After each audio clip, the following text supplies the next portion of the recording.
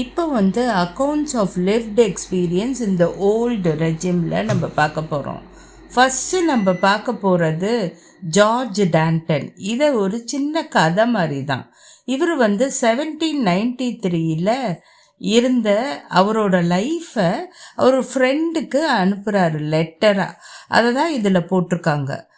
இவர் வந்து college of ப்ளஸஸில் படித்தார். அவர் படித்து முடித்தோடனே அவர் சொல்கிறாரு, எனக்கு முக்கியத்துவமே இல்லை, நான் எங்கே போனாலும் என்னை யாருமே ட்ரீட் பண்ணல ஒழுங்காக, எனக்கு வந்து ஒரு கோர்ட்டு ஆஃபீஸ் ஆரம்பிக்க கூட தகுதி இல்லை, ஏன்னா காசு கிடையாது, நான் ஒரு நோபல் ஃபேமிலிலையும் பிறக்கல, ஒரு ரிச் பர்சனும் கிடையாது, சர்ச்சும் எனக்கு வந்து காசு கொடுக்கல, நான் ஒரு ஆஃபீஸும் அமைச்சிக்க முடியல, என் ஃப்ரெண்ட்ஸு யாரெல்லாம் எனக்கு ஃப்ரெண்டுன்னு நினச்சேனோ அவங்களும் எனக்கு ஒன்றுமே கொடுக்கல, இந்த ஊர் எனக்கு வந்து எஜுகேஷன் கொடுச்சிது, ஆனால் என் டேலண்ட்டை அது வேலை கொடுக்கல அப்படின்னாரு.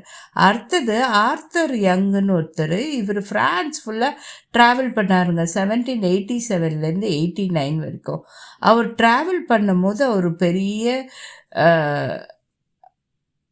எழுத ஆரம்பித்தார்.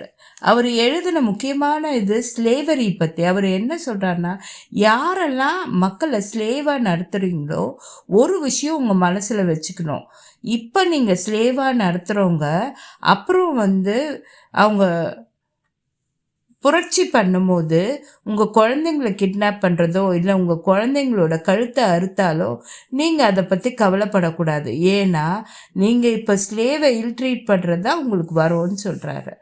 அப்புறம் ஒரு ஜேர்னலிஸ்ட் ஜீன் பால் மெராட்னு ஒருத்தவங்க, அவங்க லமி தொப்பால் அப்படின்னா த ஃப்ரெண்ட் ஆஃப் த பீப்புள்னு ஒரு நியூஸ் பேப்பர் இது பண்ணாங்க. அதில் வந்து நேஷ்னல் அசம்பிளியில் கான்ஸ்டியூஷன் டிராஃப்ட் பண்ணாங்களே அதை பற்றி எழுதியிருக்காங்க. நீங்கள் வந்து ரிச்சுக்காக தான் இந்த லா இருக்குது, ஒரு புவரோ இல்லை ஒப்ரஸ் ஆனவங்க அவங்களுக்கு இந்த லா கிடையாது, எப்படி அவங்களோட காசு இந்த லாவை விலைக்கு வாங்குது அப்படின்னு எழுதியிருக்காங்க. இப்போ இங்கே இருக்கிற லா ஃபுல்லாக இந்த அரிஸ்டோக்ராட்ஸ்க்காக தான். எப்படி இந்த மக்கள் அரிஸ்டோக்ராட்ஸ்க்கு எதிர்க்க வந்தாங்களோ அதே மாதிரி இந்த வெல்தி பீப்புள் எதிர்க்க வர்றதுக்கு இன்னும் நிறைய நாள் இல்லைன்றத அவங்க சொல்லியிருந்தாங்க. அப்புறமா கேமைல் டெஸ்மோலின் ஒருத்தர் அவர் எழுத ஆரம்பித்தார். அவர் வந்து ரைட் ஆஃப் டெரரை பற்றி எழுதினார். அவர் என்ன நினச்சாருன்னா, லிபர்ட்டின்றது ஒரு குழந்தை மாதிரி, அதை வந்து டிசிப்ளின்டாக வளர்க்க தான் அது வேரியஸ் ஃபேஸஸில் போய் மெச்சூர் ஆகும், அது மெச்சூர் ஆனால் தான் மக்களுக்கு நல்லது அப்படின்னு சொல்கிறாரு. லிபர்ட்டின்னா என்னென்னா happiness, reason, equality, justice, declaration of rights, இதெல்லாம் சேர்ந்தது தான் லிபர்ட்டி. ஸோ எல்லாரையும் எனிமையாக நினச்சி கிலட்டனை அப்படின்னா 2 ராடுக்கு நடுவில் பிளேடை வச்சு தலையை எடுத்துடுறது, கிலட்டனை பண்ணாங்களா, அது சென்ஸ்லெஸ், எல்லாரையும் எனிமையாக நினைக்கக்கூடாது, யார் நிஜமான எனிமியோ அவங்கள மட்டும் தான் நம்ம கிலட்டனைஸ் பண்ணோம், இல்லைனா நீ கிலட்டனைஸ் பண்ணிகிட்டே இருந்தீங்கன்னா அவங்களோட ரிலேஷனும் ஃப்ரெண்ட்ஸும் உனக்கு எதிரி ஆயிடுவாங்கன்னு சொல்கிறாரு. அப்புறம் February 7, 1794 ரோபஸ்பியர்ன்ற அவர் வந்து பேச ஆரம்பித்தார். அவர் ஒரு நியூஸ் பேப்பர் வச்சுருந்தார், ல மானிட்டர் யூனிவர்சல் நியூஸ் பேப்பர். இதில் வந்து டெமோக்ரஸியை பற்றி அவர் எழுதினார், எப்படி பீஸ்ஃபுல்லாக டெமோக்ரஸியில் கான்ஸ்டியூஷன் லாஸை கொண்டு வரலான்னு எழுதியிருந்தார். டைரனி வச்சு எப்பவுமே லிபர்ட்டி கிடைக்காது, டைரனின்னா ஆதிக்கம் வச்சு கிடைக்காது, வாரை வச்சு கிடைக்காது, எப்பவுமே பீஸ்ஃபுல்லாக இருந்தால் தான் டெமோக்ரஸி இருக்கும் அப்படின்றத சொன்னார். டெரரை வச்சு ஜஸ்டிஸ், அதாவது நியாயம் நேர்மையாக கிடைக்காது, டெரர் வெறும் இன்ஃப்ளெக்சிபிள், அதாவது எதுக்குமே ஒத்துழைக்காத ஒரு இதுதான் டெரர். ஸோ டெரரை வச்சு பண்ண முடியாதுன்னு சொன்னார். அப்புறம் ஒலிம்பேட் கூஸ்ன்னு ஒருத்தங்க இருந்தாங்க, அவங்க வந்து விமனோட ரைட்டுக்காக போராடினாங்க. ஓகே, அவங்க வந்து இந்த டிக்ளேர் பண்ணாங்கள்ல கான்ஸ்டிடியூஷன், அப்போ விமெனுக்கு ரைட்டே கொடுக்கல. அவங்க ஓட்டும் பண்ண முடியாது, ஒன்றுமே கிடையாது. அதனால் அவங்க நிறைய கிளப்ஸ் ஓப்பன் பண்ணாங்க.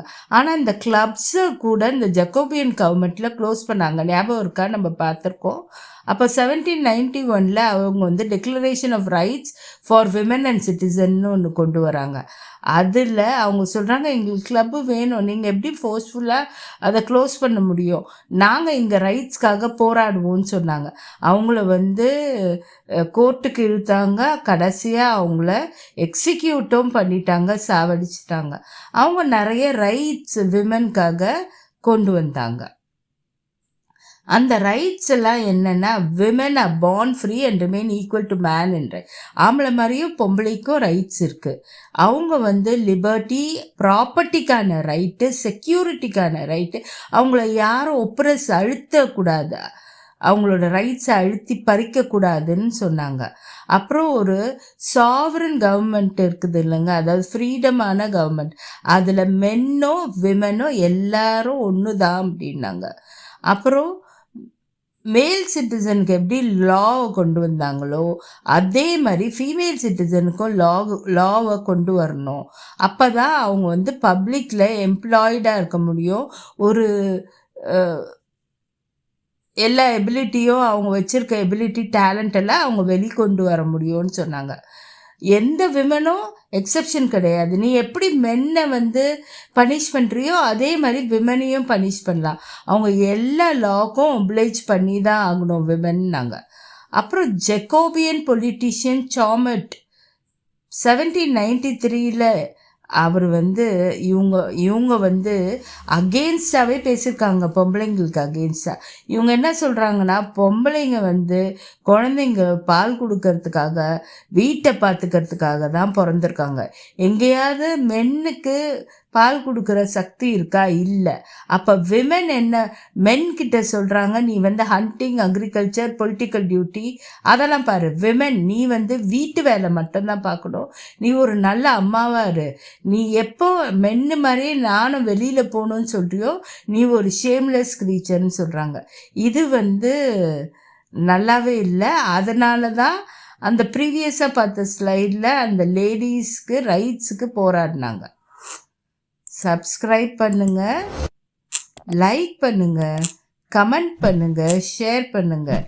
நம்ம வேறு வீடியோவில் பார்க்கலாம். பாய்.